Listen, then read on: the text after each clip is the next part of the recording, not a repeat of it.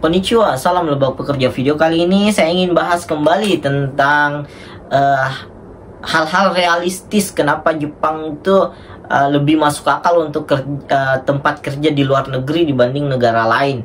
Ini versi saya ya. Ini part 2, part satunya mungkin bisa di scroll di video saya. Saya di sini akan menjelaskan 6 hal realistis part 2 kerja di Jepang.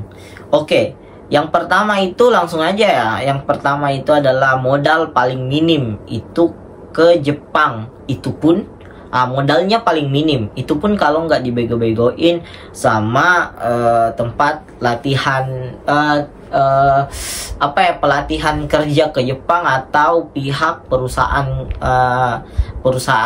penyalur tenaga kerja, karena banyak di situ permainan tuh. Di permainan uang di situ banyak.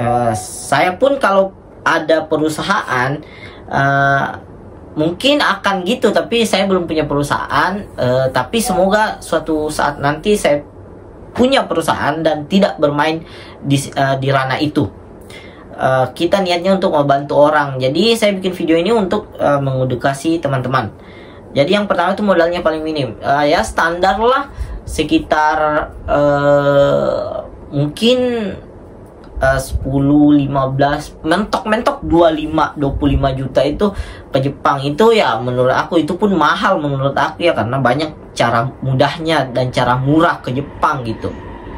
Cuman orang ribet, malas nyari itu, lebih mau ngorbanin duit banyak dibanding nyari informasi cara murah dan gampang ke Jepang gitu. Dan enggak semua ya tempat pendidikan itu bermain meras siswanya untuk bayar. Banyak juga yang baik, banyak banget. Mungkin yang buruk-buruk itu oknum-oknum aja.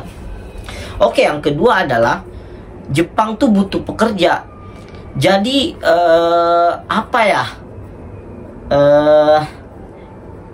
Jepang tuh tahun lalu mungkin katanya beberapa ribu dibutuhkan, tapi nggak cukup. Tapi saya dengar dari kementerian sendiri bahwasanya tahun 2025 itu Jepang lagi mengajukan permintaan tenaga kerja ke Indonesia sekitar 200.000 orang. Jadi tahun 2025 itu adalah tahun dimana pekerja Indonesia dibutuhkan di Jepang sekitar 200.000. Dan itu seleksinya karena mungkin banyak pekerja yang dibutuhkan, jadi seleksinya nggak terlalu seketat dulu. Makanya pendidikan tuh tergantung ke lembaga pendidik aja atau penyalur. Oke, itu yang kedua.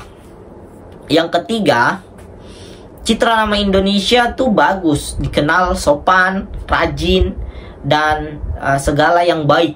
Jadi citra orang-orang Indonesia tuh di sini bagus.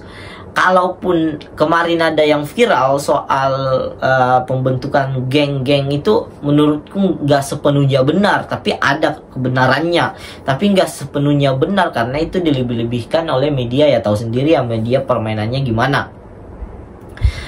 Tapi kalian akan merasakan ketika di Jepang itu butuhnya pergaulan. Maksudnya kayak ngumpul sesama pekerja, ngumpul sesama teman untuk saling curhat cerita mengenai di perantauan di luar negeri itu. Oke, itu yang ketiga. Jadi rata-rata kebanyakan ya pekerja-pekerja Indonesia di berbagai macam bidang pekerjaan itu dipuji dibanding negara lain. Ini yang versi saya. Selanjutnya, yang keempat adalah sebenarnya sebagian besar soal keberangkatan itu ditanggung sama perusahaan. Jadi banyak hal yang ditanggung oleh perusahaan sebenarnya, seperti perusahaan penerima atau penyalur, seperti visa. Visaku tuh ditanggung sama perusahaan penyalur saya. Terus biaya tiket pesawat itu biasanya ditanggung sama pihak penyalur atau perusahaan. Jadi banyak hal-hal yang ditanggung soal-soal keberangkatan ke Jepang. Tapi itu yang nggak ditahu oleh si pekerja.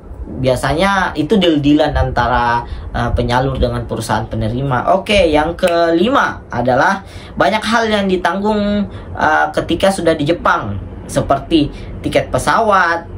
Ya udah tadi yang jelaskan ya. Seperti tempat tinggal, barang-barang kebutuhan di Jepang itu banyak yang ditanggung. Sisa gimana deal-dealannya antara perusahaan dengan penyalur atau dengan pekerja itu. Makanya banyak, cuman pasti yang baru ke Jepang tuh nggak tahu soal itu semua. Makanya saya kasih tahu, harus jelas kalau misal mau ke Jepang, tanyain ini barang-barang di sana ditanggung awal-awal sama perusahaan nggak, ini perusahaan, ini tempat tinggal saya dibantu dibayarin nggak. Itu banyak hal, cuman pasti ya nggak mau ribet lah orang-orang awal datang. Saya pun gitu, makanya saya kasih tahu. Oke, yang terakhir, yang keenam, kita tuh nggak bisa ke Jepang kalau semua nggak ready, tapi untuk ready butuh persiapan matang. Jadi maksudnya tuh hal kenapa Jepang itu salah satu tempat terbaik untuk ke luar negeri adalah kita nggak seperti negara-negara lain yang dimana, terutama Australia yang kan sekarang lagi heboh banget soal WHV. Kalau di Australia itu kita modal gede di awal, terus kita belum pasti dapat kerjaan di sana, tapi kita nyari kerja di sana, walaupun di sana banyak kerjaan sisa link kita. Cuman di Jepang tuh kita nggak bisa berangkat ke Jepang kalau nggak pasti asuransi kesehatan, asuransi ketenaga kerjaan, perusahaan, tempat tinggal, kerjaan udah ada, job desknya kayak gimana, semua udah harus jelas sebelum ke Jepang. Itu bedanya dengan negara lain.